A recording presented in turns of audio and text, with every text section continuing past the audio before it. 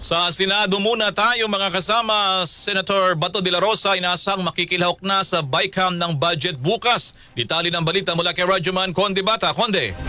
RMN Live Report.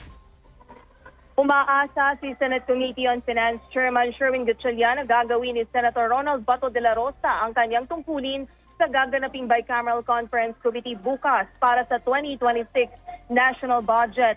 Paliwanag ni Gatchalian bilang Vice Chairperson ng Finance Committee, kaya otomatikong naging bahagi ng Senate contingent sa BICAM si de la Rosa.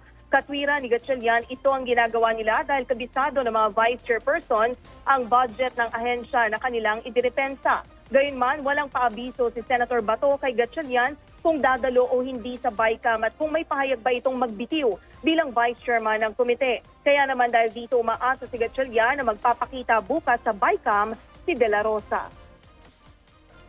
So ako, I will rely on the Vice Chair para tulungan ako depensahan yung Senate version or yung mga Senate proposal kasi mas kabisado nila. So automatic na si Senator Bato magiging con-free dahil Vice Chair pa siya. Hindi naman siya nag-resign bilang Vice Chair. At wala rin, to be honest, hindi kami nag-uusap. So wala naman siya rin any feedback kung ayaw niya maging con.